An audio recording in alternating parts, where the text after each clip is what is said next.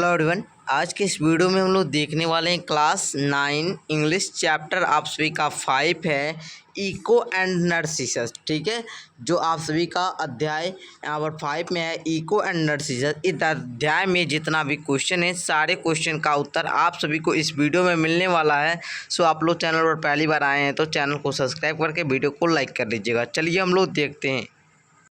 तो देखिए यहाँ पर आप सभी का फर्स्ट क्वेश्चन है write T for true and F for false statement. आप लोगों को कथन को पढ़ना है और सही कथन रहेगा तो टी देना है और गलत कथन रहेगा तो फॉल्स के बदले एफ देना है। ठीक है, तो चलिए हम लोग सारे क्वेश्चन को समझकर और उसका उत्तर हम लोग देखते हैं। देखिए प्यारे बच्चों, आप लोग का इस प्रकार का क्वेश्चन है यहाँ पर ट्रू और फॉल्स वाला। तो देखिए इसको कैसे बनाइएगा। टी फॉर ट्रू और एफ फॉर फॉल्स स्टेटमेंट को पढ़कर देना है। कहता है Narcissus was very young and handsome.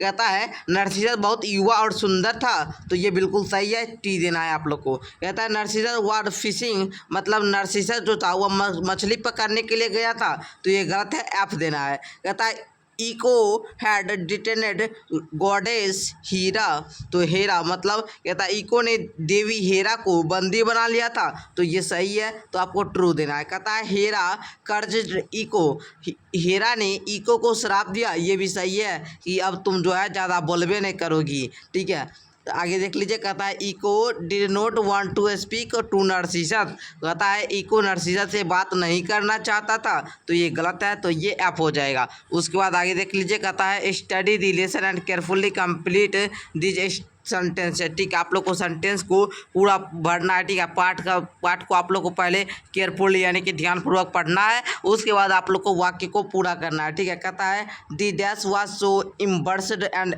Ashamed, तो यहाँ पर आप लोग को निम्फ भरना है। कहता है अप्सरा बहुत लज्जित और लज्जित थी। ठीक है ना, तो वो लज्जित और शर्मिंदा थी। हर youth and beauty withered away. ठीक है, मतलब इसका मतलब उनकी जवानी और खूबसूरती जो थी खत्म हो गई थी। ठीक है, Narcissus had played with many women, Narcissus ने कई महिलाओं के साथ खेला था। Narcissus was tired and thirsty from his hunting, Narcissus अपने शिकार के कारण प्यासा था। पांचवा कहता है Narcissus could not fear himself away his own image, Narcissus अपनी छवि से डर नहीं सकता था। तो आप लोग को जो भरना था आप लोग भर लीजिएगा। ठीक है, जहाँ पर खाली था ये पूरा सेंटेंस हम भर के पूरा सेंटेंस को हिंदी भी हम आप लोग को समझा दिए। प्रश्न 3 देखिए, कहता है answer the following question very briefly. आप लोग को जो है क्वेश्चन का जवाब जो है संक्षेप में देना है। कहता है प्रश्न 1 हु वाज नरसिसस, नरसिसस कौन था, तो इसके उत्तर में लिखेंगे Narcissus was a handsome young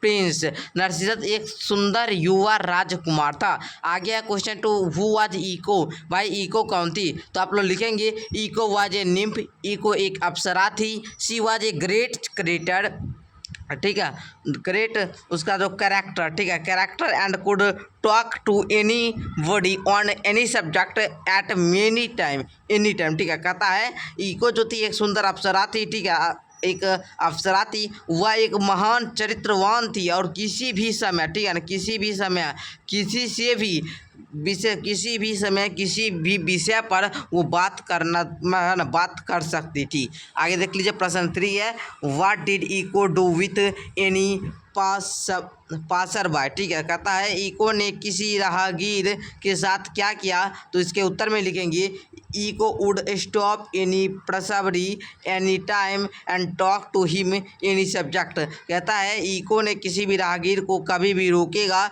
और उससे किसी विषय पर बात करेगा। ठीक है ना। प्रश्न 4 देखिए, कहता है who was detained by Echo, Echo द्वारा किसे हिरासत में लिया गया था, तो उसके उत्तर में लिखेंगे Echo Hera goddess were detained by Echo and casual talk on several occasion. Occasion मतलब क्या होता है, अवसर। इको हेरा देवी को कई मौकों यानी कि कई अवसरों पर औपचारिक बातचीत के लिए इको द्वारा हिरासत में लिया गया था। प्रश्न 5 देखिए, कहता है whom did Echo follow, Echo को कौन फॉलो किया। ठीक है ना, इको मतलब इको किसको फॉलो किया या किसका अनुसरण किया, तो लिखेंगे इको फॉलोवेड नरसिसस थ्रू द ट्रीज, नरसिसस को फॉलो किया। ठीक है, पेड़ों के माध्यम से नरसिसस का क्या क्या पीछा किया। ठीक है, क्वेश्चन 6 देखिए, कहता है what was the reaction of Narcissus when he saw Echo, जब नरसिसस का क्या मतलब प्रतिक्रिया रहा जब वह इको को देखा, तो लिखेंगे नरसिसस रफली pushed Echo away and ran. मतलब आप लोग उत्तर में लिखेंगे नरसिसस ने मोटे तौर पर इको को धक्का दिया और क्या किया, भाग गया। कहता है why did Echo hide herself in a dark cave. Question आप लोग का कहता है कि इको जो थी वो खुद को अंधेरी गुफा में क्यों छुपाया। लिखेंगे उत्तर एज इको वाज रफली treated by Narcissus she got highly impressed and ashamed she decided to hid himself in dark cave। ठीक है ना, जब जो वो नरसिसस जो था उसको इनकार कर दिया, ठीक है ना, जब नरसिसस उसका जो दिलों से खेला था तो आखिरकार इनमें से एक देवताओं का प्रार्थना जो था, ठीक है। तो क्वेश्चन नंबर 7 का भी हम लोग उत्तर भी जो है समझते कि नरसिसस द्वारा इको के साथ क्या क्या अभद्र व्यवहार किया गया था, इसलिए वह अत्यधिक लज्जित हो गई थी। उसने खुद को एक अंधेरी गुफा में छिपाने का फैसला किया, इसलिए क्योंकि वो नरसिसस जो था उसका क्या कर दिया, शर्मिंदा कर दिया, उसका है ना ट्रीटेड कर दिया। कहता है क्वेश्चन नंबर 8 हु हैड कर्ज नरसिसस को जो शराब किसने दिया था। तो आप लोग इसके उत्तर में लिखेंगे कि नरसिसस जो था, Narcissus had played with many hearts. Narcissus कई दिलों से खेला था। At last one of this prayed to the gods that Narcissus would find some day, second by one beloved the prayer was learned granted। मतलब लिखेंगे आखिरकार इनमें से एक देवताओं की प्रार्थना नरसिसस ने किसी दिन पर प्रियजन द्वारा तिरस्कृत होना पड़ेगा, ये प्रार्थना उसकी स्वीकार हो गई। ठीक है, नरसिसस को कौन श्राप दिया था, तो मतलब वो बहुत सारे लोगों का दिल दुखाया था, क्योंकि सभी कहता था हमें तुमसे प्यार हो गया, और वह कहता था हम इतना सुंदर हैं, उसको अपनी सुंदरता और हैंडसम पर घमंड था, इसलिए वो उसी में से एक किसी ने मतलब श्राप दिया, और उसका श्राप जो है भगवान के द्वारा स्वीकार भी हो गया। ठीक है ना। क्वेश्चन नंबर 9 को देखिए, कहता है who did Narcissus fall in love with. Question number 9 कहता है नरसिसस को किससे प्यार हो गया, तो लिखेंगे Narcissus fell in love with his own image which he saw still water of the pool where he had gone to satisfy his thirst। मतलब यहाँ पर लिखेंगे नरसिसस को अपनी छवि से प्यार हो गया, जिसे अपने तालाब से शांत पानी में देखा था, जहाँ वो अपनी प्यास को बुझाने के लिए गया था, तो वह पानी को देखा था, तालाब में अपना ही छवि देख लिया था, उसी से उसको प्यार हो गया। ठीक है, कहता है at last what happened with Narcissus. अंत आखिरकार नरसिसस के साथ हुआ भाई क्या, तो आप लोग इसके उत्तर में लिखेंगे, क्या लिखेंगे, the body of Narcissus withered away, it turn into steam flower with lovely gold and white blossom. मतलब कहता है नरसिसस का शरीर वहीं पर सूख गया और वो सुंदर सुनहरे और सफ़ेद फूल वाले फूल के तने में बदल गया। प्यारे बच्चों, चलिए इसी के साथ अब हम लोग अपना सब्जेक्टिव क्वेश्चन को देखते हैं। कहता है हु वाज नरसिसस, नरसिसस कौन था, what was special about him, उसके बारे में स्पेशल क्या बात थी, क्या खास बात थी उस पर। तो लिखेंगे आप लोग नरसिसस वाज हैंडसम यंग मैन। नरसिसस एक सुंदर युवक था।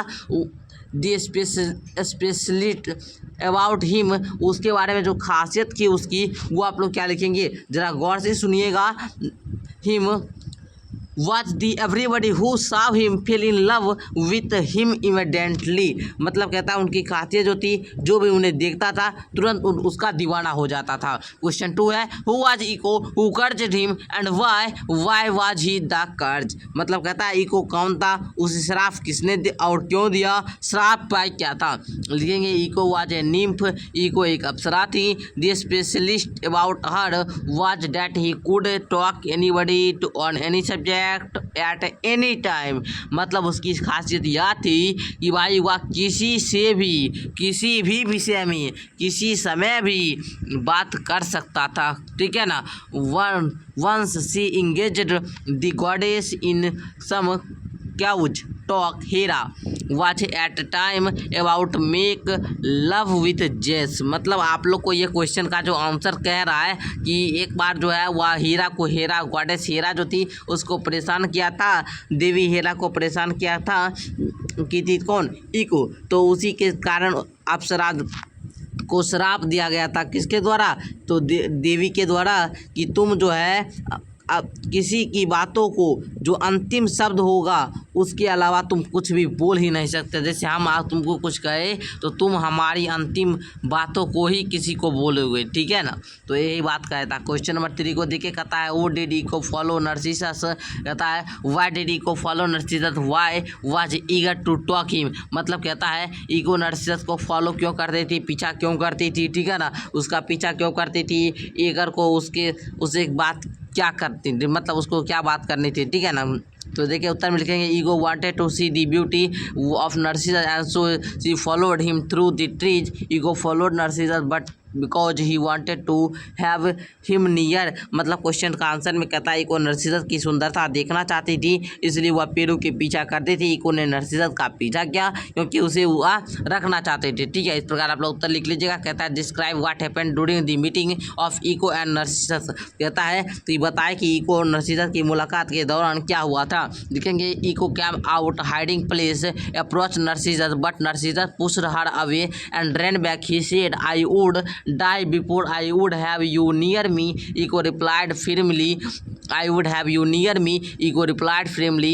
I would have you near me somehow. मतलब आप लोग का उत्तर कहता है कि नर्सिसस के पास जाने के लिए इको छिपने की जगह से बाहर आया, लेकिन नर्सिसस ने उसे धक्का दे दिया और वापस भाग गया। उन्होंने कहा कि इससे पहले मैं तुम्हारे पास आता कि मैं मर जाऊंगा। इको ने दृढ़ता से उत्तर दिया मैं तुम्हें अपने पास रखूंगा। इको ने दृढ़ता से उत्तर दिया कि मैं तुम्हें अपने पास रखूंगा, चाहे उसके लिए हमें कुछ भी करना पड़े। समहाव मतलब किसी भी तरह से। क्वेश्चन नंबर 5 कहता है why was the nymph impressed and ashamed why what the result on it, ठीक है ना। हम आपको क्वेश्चन समझा दे रहे हैं, ठीक है ना, वीडियो ज़्यादा लंबा नहीं करना चाहते। कहता है अप्सरा क्यों लज्जित हुई, इसका परिणाम क्या हुआ। तो आप लोग इसके उत्तर में आप लोग ये लिख लेंगे। हम उत्तर दे दिए सारे क्वेश्चन का, क्वेश्चन नंबर 6, 7, 8, ठीक है।